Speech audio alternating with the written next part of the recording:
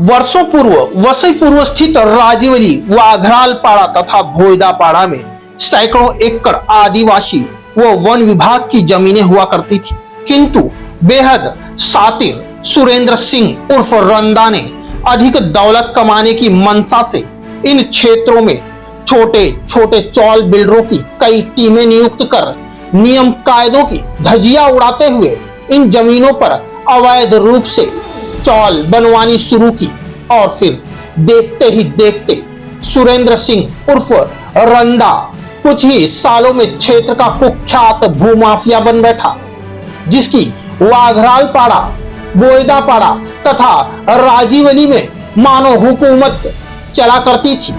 और वर्षों तक ये सैकड़ों चौल बिल्डर जो कभी भूमाफिया रंधा के निर्देश पर अवैध चौल निर्माण में लगे हुए थे, कुछ ही सालों के दौरान अब ये सभी चौल बिल्डर पूर्णतया परिपक्व हो चुके थे। हम यह भी कह सकते हैं कि अब ये चौल बिल्डर नियम कायदों की धज्जियां उड़ाना, प्रशासन से जुड़े अधिकारियों के ईमान को खरीदना, झूठ बोलकर सस्ता व सर्व सुविधा युक्त घर के नाम पर लोगों को गुमराह कर चौल के रूम वो गाले बेचने से संबंधित सभी हथकंडों से वाकिफ हो चुके थे।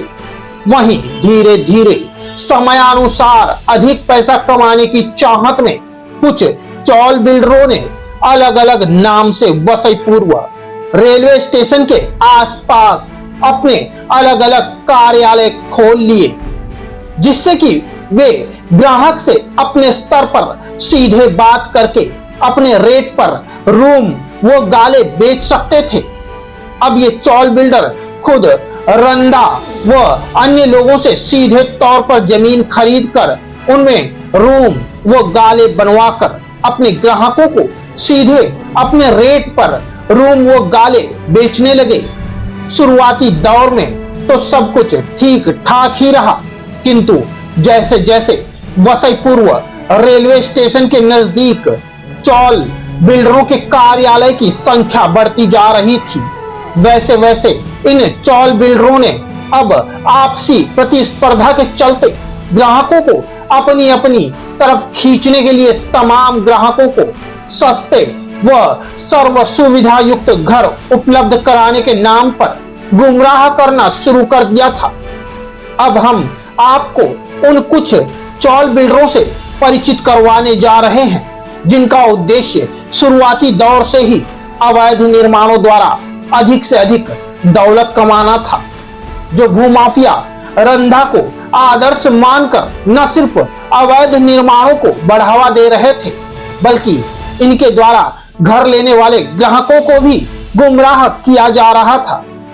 आइए अब हम आपको कुछ ऐसे रियल एस्टेट का धंधा करने वालों से आपका परिचय करवाते हैं, जो सीधे तौर पर क्षेत्र में होने वाले अवैध निर्माणों को बढ़ावा दे रहे हैं। सबसे पहले हम बात करते हैं गौरव सिंह की, जो गौरव बिल्डर्स के नाम पर अपनी दुकान चलाते हैं।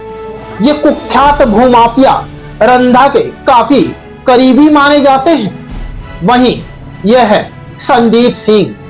यह पहले शुभम बिल्डर्स के नाम पर काम करते थे। जब इनके द्वारा की गई धोखाधड़ी के शिकार लोगों की संख्या काफी बढ़ गई, तब से ये स्वास्तिक डेवलपर्स के नाम पर काम कर रहे हैं। वहीं ये हैं अनीता गुप्ता, जो कि आशीर्वाद बिल्डर के नाम से काम कर रही हैं और इन्होंने ग्राहकों को लुभाने के लिए वसई पूर्व में आलीशान ऑफिस खोल रखा है। वहीं ये हैं अंकित व साजन सिंह, जो पहले आरोही इंटरप्राइजेस के नाम पर काम कर रहे थे। अब ये यस डेवलपर्स के नाम पर भी ग्राहकों से मिलते हैं। वहीं ये हैं आशुतोष उपाध्याय, जो कि सुरक्षा होम नाम से अपना रियल एस्टेट का व्यापार चला रहे हैं। अब ये हैं विकास सिंह, जो कि अवनी रियल्टी के नाम पर अपनी दुकान चला रहे हैं। तो वहीं यह जनाब नीलेश सिंह उर्फ प्रिंस हैं, जिन पर कई आपराधिक मामले दर्ज हैं, जो दिशा रियल्टी के नाम पर लोगों की दिशा सुधारने का भी आश्वासन देते हैं। वहीं ये हैं स्काई रियल्टी के ओनर विनीत दुबे, जो अपनी इस दुकान के माध्यम से क्षेत्र में अवैध बांधकाम को बढ़ावा देते नजर आते हैं। तो वहीं शौर्य रियल्टी की जिम्मेदारी राजन दुबे की है। वहीं यह हैं दीपक सिंह, जो कि राज रियल्टी के मालिक हैं। तो वहीं आनंद सिंह रुद्राक्षी रियल्टी के नाम पर काम करते हैं। वहीं प्रशांत मिश्रा, जो कि दक्ष रियल्टी के नाम पर रियल एस्टेट का व्यापार कर रहे हैं। वहीं ये हैं कृष्णा सिंह, ड्रीम रियल्टी के नाम पर रियल एस्टेट का काम कर रहे हैं। वहीं गौरव सिंह ने भी ओम रियल्टी के नाम पर अपनी दुकान सजाकर रखी है। हालांकि इन चॉल बिल्डरों के अलावा भी अन्य कई चॉल बिल्डर भी बाकी हैं, जिनकी तादाद काफी अधिक है, जिन्होंने वसई रेलवे स्टेशन के आसपास अवैध निर्माणकर्ताओं का एक ऐसा हब स्थापित किया है, जहां ग्राहकों को गुमराह करने के लिए सभी प्रकार के हथकंडे आजमाए जाते हैं। और फिर देखते ही देखते चॉल बिल्डरों की ये दुकानें जल्द ही धोखाधड़ी की दुकान में तब्दील होने लगी। और उसी के तहत चॉल बिल्डरों द्वारा एक बड़े सुनियोजित प्लान के अनुसार सबसे पहले हर चॉल बिल्डर ने उन लड़कियों को रिसेप्शनिस्ट के रूप में नियुक्त करना आरंभ किया, जो लड़कियां आने वाले ग्राहकों को बड़ी खूबसूरती से गुमराह कर सके। यहाँ तक कि इन चॉल बिल्डरों द्वारा सर्व सुविधा युक्त सस्ते घरों को आसान किस्तों में देने की घोषणा करते हुए कई स्कीम लागू की गई, जिन्हें सभी जगह प्रचारित करने के लिए लाखों की तादाद में पॉम्पलेट छपवाए गए। और फिर इन पॉम्पलेट को सिर्फ वसई विरार ही नहीं, बल्कि मुंबई के कोने कोने में बंटवाया गया। यहाँ तक कि हर रेलवे स्टेशन व बस डिपो के आसपास पॉम्पलेट बांटने वाले खड़े किए गए। साथ ही सोशल मीडिया का सहारा लेते हुए अखबारों में विज्ञापन भी दिए जाने लगे। और इस तरह इन सभी चॉल बिल्डरों ने भ्रामक विज्ञापनों द्वारा इस तरह की व्यवस्था की गई कि कोई भी ग्राहक इन शैतान चॉल बिल्डरों के चुंगल से बचकर ना जा सके। और फिर देखते ही देखते इन भ्रामक विज्ञापनों के चलते इन चॉल बिल्डरों के कार्यालय में सस्ते व सर्व सुविधा युक्त घर खरीदने के लिए ग्राहकों की भीड़ लगने लगी। इन चॉल बिल्डरों के द्वारा सर्वाधिक भ्रामक प्रचार मुंबई, नवी मुंबई, ठाणे, कल्याण आदि क्षेत्रों में किया गया था। अंततः इन क्षेत्रों में निवास करने वाले वह गरीब व लाचार लोग जो अशिक्षित थे, जो मेहनत मजदूरी किया करते थे, जो पहले ही अभावों में जी रहे थे, जो कड़ी मेहनत कर खून पैसे की कमाई का एक एक हिस्सा बचाकर रखते हुए अपने परिवार को जीते जी एक छत देना चाहते थे, जिनकी सारी उम्र अपने आशियाने का सपना देखते हुए गुजर रही थी।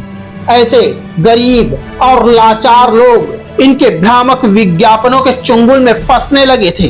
और वे लाचार लोग रविवार को जब उनकी छुट्टी होती थी, तब वो इनके द्वारा बांटे गए पॉम्पलेट की एक कॉपी लेकर लंबा सफर तय करते हुए इन चॉल बिल्डरों के कार्यालय में पहुंचते थे। और फिर चॉल बिल्डरों, रिसेप्शनिस्ट व अन्य स्टाफ द्वारा इन गरीब लोगों को चिकनी चुपड़ी बातों में ऐसा फंसाया जाता था कि ग्राहक उनकी बातों में आकर फंस जाता था। और फिर इन चॉल बिल्डरों द्वारा इन ग्राहकों से जो भी संभव होता था बुकिंग अमाउंट के रूप में पैसा वसूल लिया जाता था। और फिर इस तरह देखते ही देखते हर दिन, खास तौर से शनिवार व रविवार को, हर चॉल बिल्डर द्वारा लाखों के बारे न्यारे किए जाते थे। हालांकि ये चॉल बिल्डर अभी भी चॉल बनाने के लिए जमीन, भूमाफिया, रंधा व उनके सहयोगियों से ही लिया करते थे। जैसे जैसे इन चॉल बिल्डरों की कमाई बढ़ती जा रही थी, वैसे वैसे रंधा की कमाई भी दिन दुगनी और रात चौगुनी रफ्तार से बढ़ती जा रही थी। वहीं इस सब प्रक्रिया में सबसे अधिक परिवर्तन चॉल बिल्डरों में दिखाई दिया।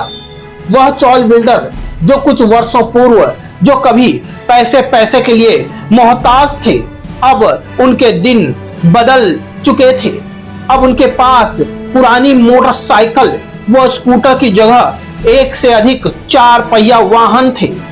वे अब किराए के घरों में नहीं बल्कि महंगी महंगी इमारतों में 2 BHK व 3 BHK फ्लैट खरीदकर अपनी जिंदगी शान और शौकत से जी रहे थे। यहाँ तक कि चॉल बिल्डरों के निजी कार्यालयों की संख्या भी बढ़ गई थी।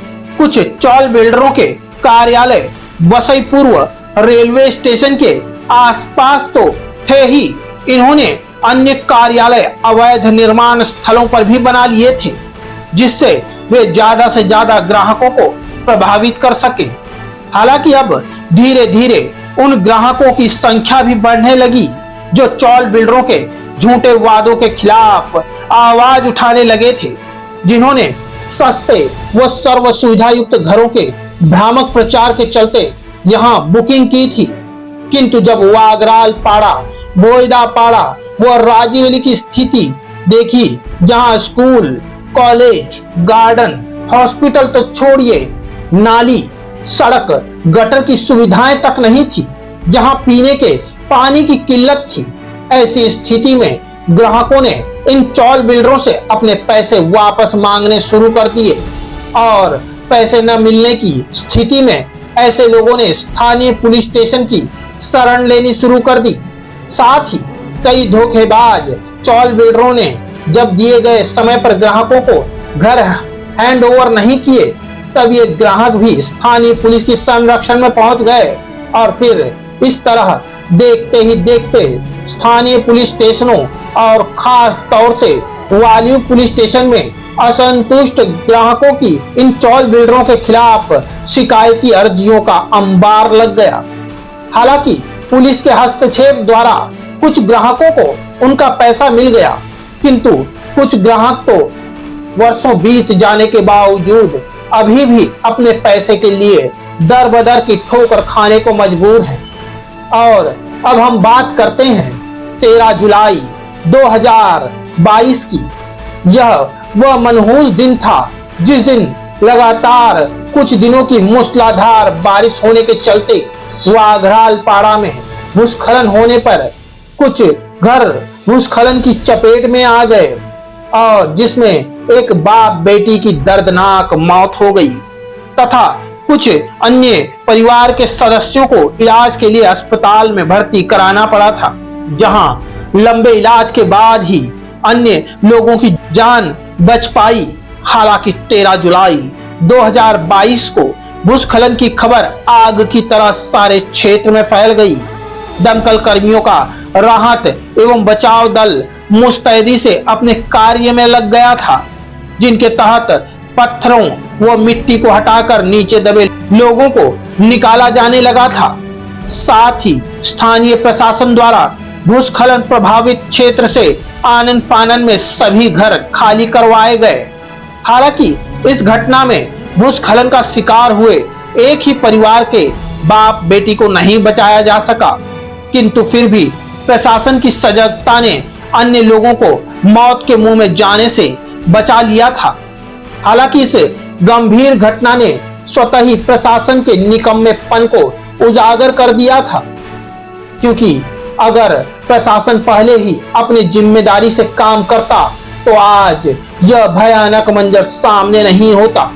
और अब बारी थी उन जिम्मेदार लोगों को गिरफ्तार करने की जो इस हादसे के लिए जिम्मेदार थे, जिन लोगों ने वहां पर चौल बनाने के लिए जगह बेची थी, जिन लोगों ने वहां पर अवैध रूप से खनन किया था और जिन लोगों ने वहां पर वे चौल बनाई थी। और इस सब के लिए कोई एक व्यक्ति जिम्मेदार नहीं था, बल्कि इस सब के पीछे कई लोग थे जो कहीं ना कहीं एक दूसरे से जुड़े हुए थे और जिन्हें इस हादसे के लिए जिम्मेदार ठहराया जा सकता था और जिन्हें पूछताछ के लिए पुलिस अपनी हिरासत में लेना चाहती थी।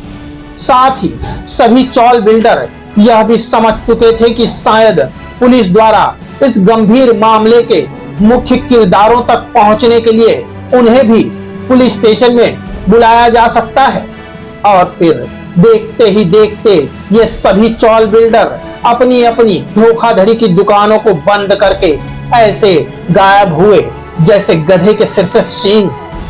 और इनमें से कुछ चॉल बिल्डर तो पुलिस के नाम से इतने भयभीत हुए कि उन्हें अपनी दुकान तथा घर का ताला बंद करके अपने मूल गांव उत्तर प्रदेश भागना पड़ा। हालांकि इस मामले में मनपा के जी प्रभाग वालियों की सह आयुक्त द्वारा वालियू पुलिस स्टेशन में मामला दर्ज करवाया गया था। साथ ही स्थानीय पुलिस प्रशासन ने इस मामले की तह तक जाने के लिए कई लोगों के बयान दर्ज किए तथा मामले के लिए सीधे तौर पर जिम्मेदार लोगों को गिरफ्तार भी किया। और जब धीरे धीरे कुछ समय बाद जब माहौल थोड़ा शांत हो गया, तब वह चॉल बिल्डर जो अपने घर वो दुकान में ताला लगाकर भाग गए थे, अब वे धीरे धीरे वापस आने लगे। उन्होंने अब फिर से मनपा प्रशासन के साथ साठ गांठ कर पुराने तरीके से काम करना शुरू कर दिया। हालांकि शुरुआती दौर में इन चॉल बिल्डरों को अपना काम शुरू करने में काफी दिक्कतों का सामना करना पड़ा था, क्योंकि अभी भी लोगों के जहन में वाघराल भूस्खलन मामला समाया हुआ था। हालांकि ये लोगों की फितरत है कि यहाँ किसी के भी पास इतना समय नहीं है कि लोग एक ही चीज को अधिक समय तक याद रखें। और ऐसा ही हुआ। धीरे धीरे वाघराल पाड़ा वासियों ने भी परिस्थितियों में समझौता करते हुए इतने बड़े हादसे को भुला दिया और सभी लोग अपनी दौड़ती भागती जिंदगी में व्यस्त हो गए। और आज वाघराल पाड़ा भूस्खलन मामले को लगभग 15 से 16 महीने हो चुके हैं। पुलिस प्रशासन से लेकर मनपा प्रशासन तक ने भी शायद इस हादसे को भुला दिया है, क्योंकि अब फिर वसई पूर्व रेलवे स्टेशन के नजदीक बड़ी तादाद में अवैध चालों को बनाने और बेचने के लिए शातिर चॉल बिल्डरों की टोलियां बेहद सक्रियता से काम कर रही हैं। और इसी के तहत मौजूदा समय में इनके झूठे व भ्रामक प्रचार से प्रभावित होकर गरीब व जरूरतमंद लोग इन धोखेबाज चॉल बिल्डरों का लगातार शिकार बन रहे हैं।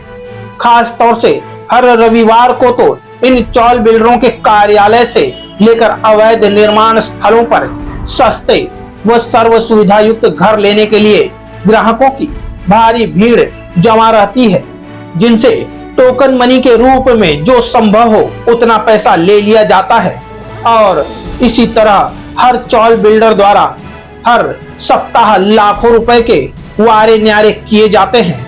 और अगर हम खास तौर से नवरात्रि, दशहरा व दिवाली के वक्त की बात करें तो इन खास मौकों पर तमाम चॉल बिल्डरों द्वारा अवैध चॉल में घर बेचने के नाम पर तय कीमतों में विशेष छूट देने के नाम पर झूठी सच्ची स्कीमें निकालकर ग्राहकों से काफी पैसा वसूल लिया जाता है। Prime reporters TV news team द्वारा मीरा भाईंदर, वसई विरार आयुक्त मधुकर पांडे जी से अनुरोध किया जाता है कि कृपया Vasai railway station, Naigaon railway station, Tivri, Boidapada, Waghral Pada, Rajivali आदि स्थानों पर बने चॉल बिल्डरों के कार्यालय को तत्काल आदेश द्वारा बंद करवाया जाए, जो सिर्फ अवैध निर्माणों को बढ़ावा देने के लिए तथा ग्राहकों को गुमराह करने के लिए स्थापित किए गए हैं।